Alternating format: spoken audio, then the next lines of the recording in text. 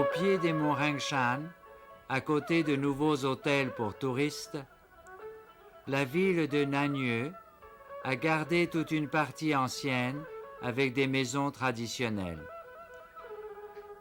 Il y a en Chine 5 montagnes sacrées correspondant aux 4 directions et au centre.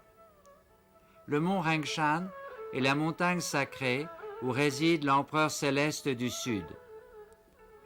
Il correspond à la constellation de la Balance, une des 28 maisons du zodiaque chinois, à côté de laquelle est située l'étoile de la longévité. C'est ici que Shen Nong récolta des plantes médicinales et fonda la médecine chinoise, ce qui lui valut d'être nommé empereur céleste du Sud à sa mort. C'est aussi un des hauts lieux du taoïsme et du bouddhisme, avec de nombreux sanctuaires répartis dans ce massif montagneux.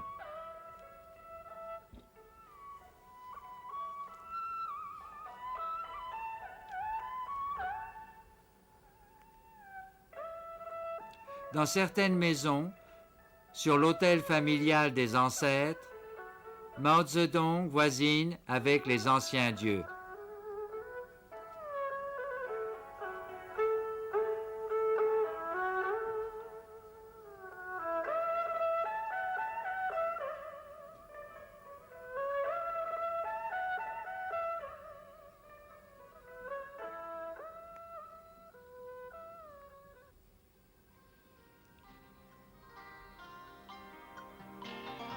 Le grand temple actuel de Nanyue fut fondé en 725.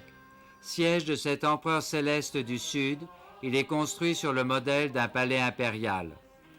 Dans le parc, une scène de théâtre sous laquelle passent les fidèles servait jadis à jouer des opéras en l'honneur des dieux.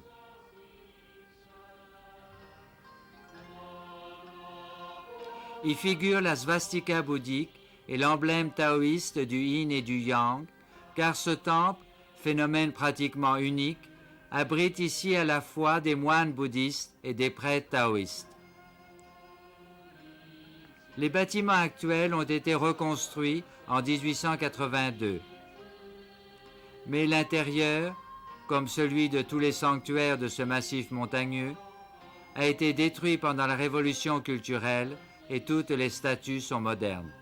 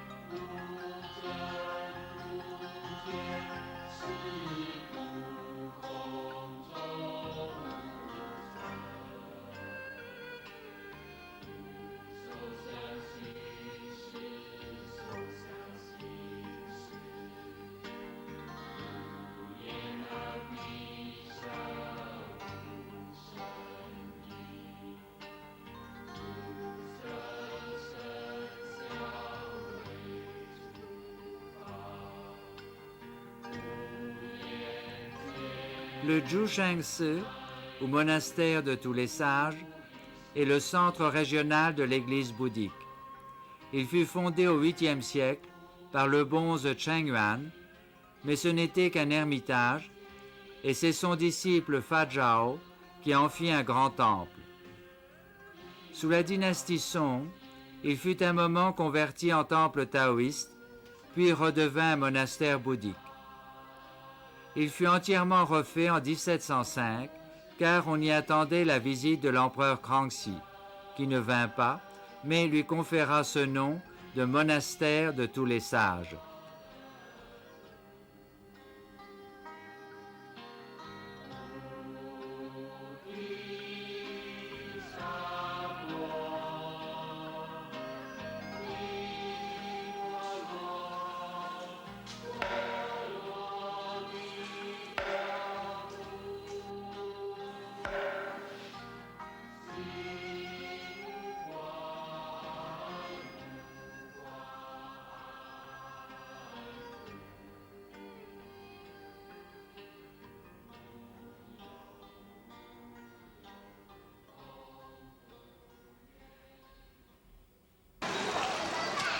La veille du Nouvel An, le marché est fort animé. On y vend même des flûtes et autres instruments de musique. On y vient de tous les environs pour y faire ses emplettes en vue de la grande fête annuelle.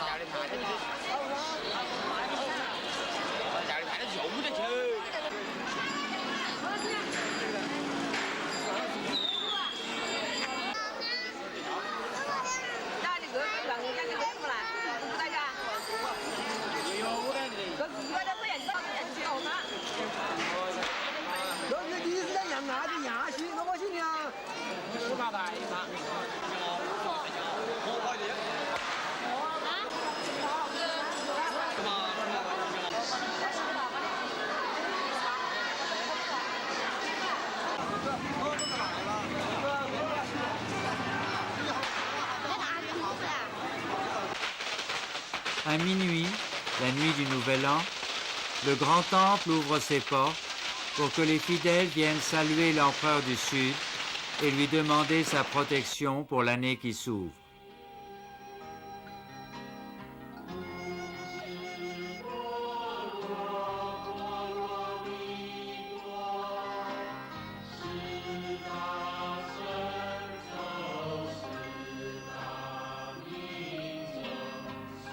« 94 étant l'année du chien, un petit chien en peluche était offert par les bonzes et des fidèles s'inclinent devant lui en même temps que devant les dieux. Le lendemain, d'autres personnes viennent au temple, y apportent les statues de leur autel familial pour les faire consacrer.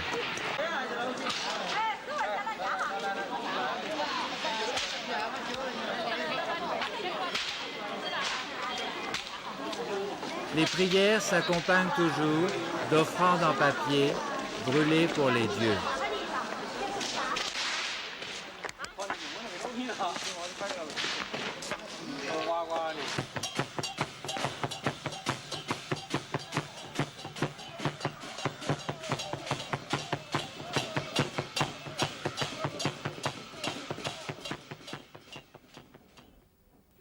Dans cet ermitage va se réfugier Huerhuatzun, la première nonne taoïste. En 334, alors qu'elle était assise en méditation sur cette pierre, elle s'éleva au ciel en plein jour et devint immortelle. Au temple taoïste de la Cité Sombre, à l'entrée, figure la statue de Wangshan, le fonctionnaire divin, gardien du taoïsme religieux. Derrière sont les sanctuaires de l'empereur céleste et celui des trois purs. Une dizaine de prêtres taoïstes résident dans ce temple.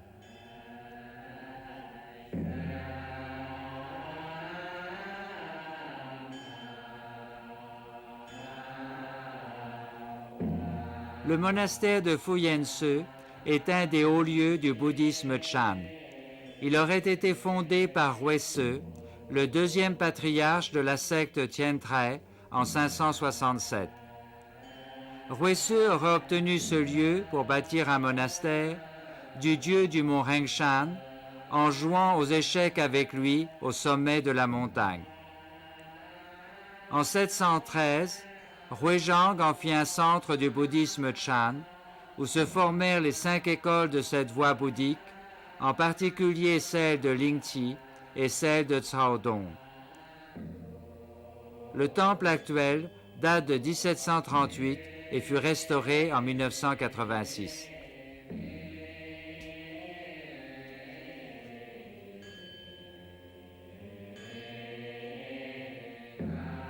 Le monastère de Nam Traese fut fondé au début du VIe siècle.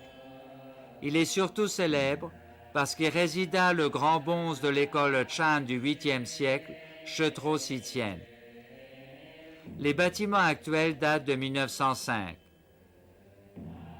Les Japonais vénèrent ce monastère car ils le considèrent comme le temple mère de la secte zen de Caodong et lui avaient offert une collection précieuse de sutras bouddhiques, malheureusement détruite pendant la révolution culturelle.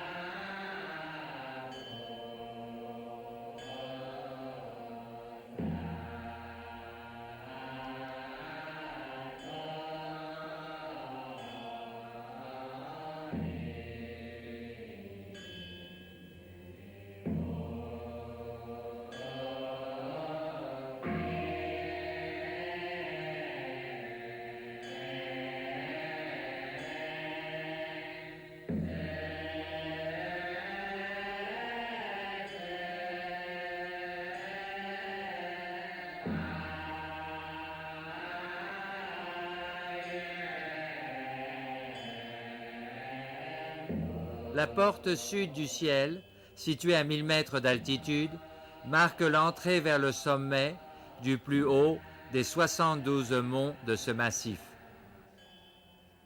La stèle de Hugh le Grand, qui maîtrisa les eaux du déluge, rappelle que c'est ici qu'il vint sacrifier un cheval blanc au ciel et à la terre. Au sommet, à 1290 mètres, s'élève le temple de Fujong. Descendant de l'empereur du Sud et dieu du feu, il réside dans cette montagne puisque le feu correspond au Sud. C'est lui qui joua aux échecs avec le bonze Ruiseu et lui offrit un terrain pour bâtir son monastère.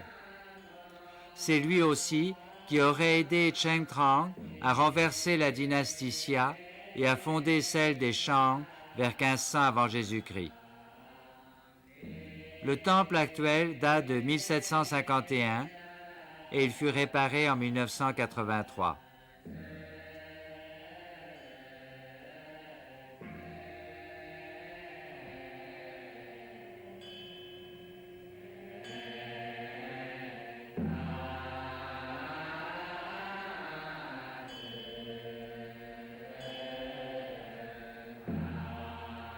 Ce massif montagneux, que vinrent visiter et célébrèrent dans leurs vers de grands poètes comme Li Pai, Du Fu, Liu Zongyuan, est resté un des paysages célèbres de la Chine.